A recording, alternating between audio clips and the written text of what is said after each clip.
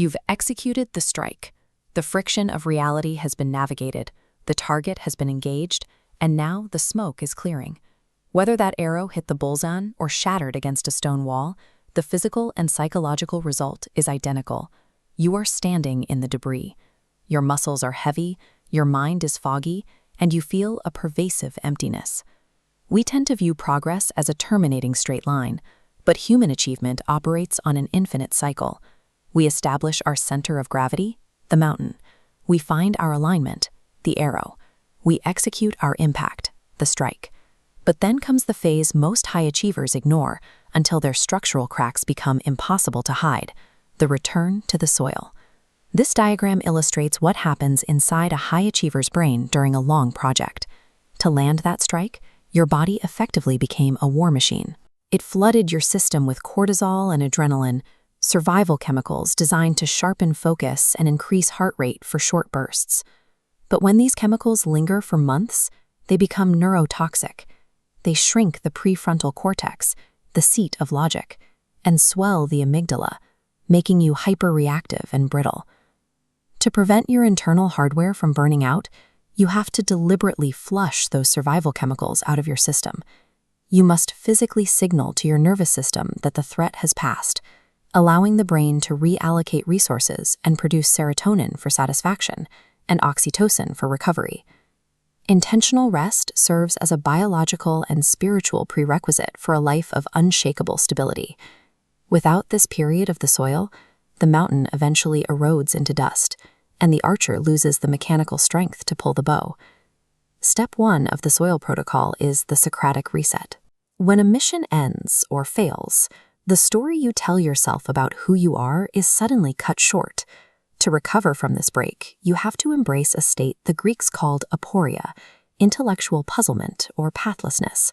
You have to admit you do not know what comes next. To trigger this state, you perform a literal identity audit. You write down your 3 most prominent social or professional titles. Then you force yourself to answer a harsh question for each. If fate stripped this title from me tomorrow, what part of my core self would still be standing? Stripping away these titles will feel uncomfortable. You will feel a frantic, cortisol-fueled urge to immediately sign a new contract or start a new project just to avoid the quiet. When that happens, you must exercise the Socratic veto. You listen to that internal voice that simply whispers, "No, not yet." You stay in the chair until the urge passes. Once you've cleared the intellectual clutter, we move to step 2, the Taoist void. The philosopher Lao Tzu taught the concept of pu, or the uncarved block. This is the practice of shedding your highly specialized social masks and returning to a state of raw, undefined potential. You achieve this by scheduling a strict 24-hour biological reset of absolute non-doing. The parameters are rigid. You hide your phone, you remove all clocks, and you delete any to-do lists. You eat when you are hungry, you sleep when you are tired. If you go for a walk, you are forbidden from having a destination.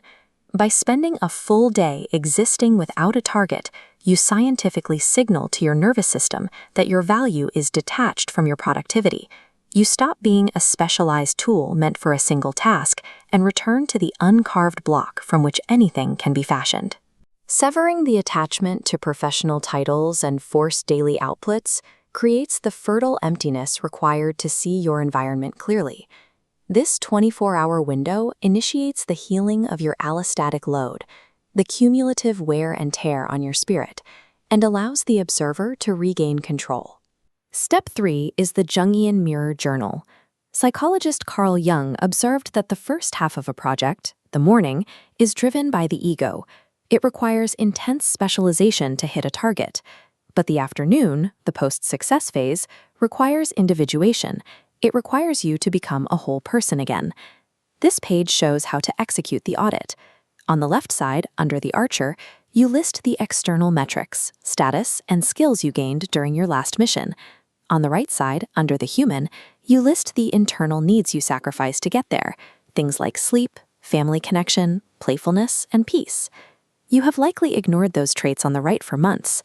Your mandate for the next 30 days is to build a daily habit that exclusively nourishes that right-hand column. You must actively integrate the parts of yourself that starved while the archer was busy.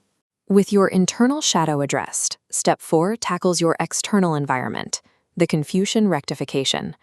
Confucius talked a principle of Li, the idea that internal psychological order directly follows external physical rituals.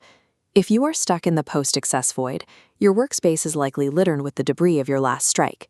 You must physically clear the runway, archive every old project file, close out the lingering browser tabs, deep clean your desk.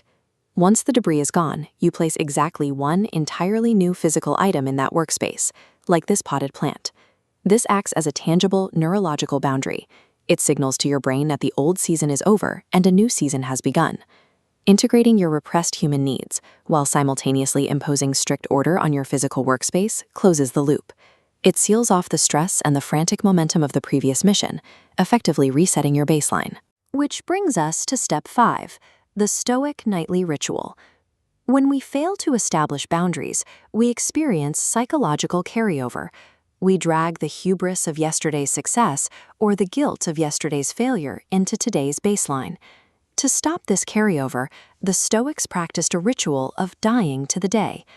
At the end of your workday, before you go to bed, you walk to the sink. You physically wash your face and your hands. As the water runs over your skin, you perform a deliberate mental visualization. You picture the accumulated stress, the minor victories, and the heavy losses of the past 12 hours physically detaching from your body and draining away into the sink. Then you look in the mirror and make a strict verbal declaration to officially close the mission. You say, "I have lived. I have finished the course that fortune set for me." By metaphorically dying every single night, you wake up with a completely clean slate. You leave the ghost of the missed shot behind you. It ensures you never carry yesterday's debris into today's mountain. You have audited your identity with the Socratic veto. You have scheduled the Taoist void. You have integrated your shadow with the Jungian mirror. You have rectified your space, and you have executed the nightly Stoic wash.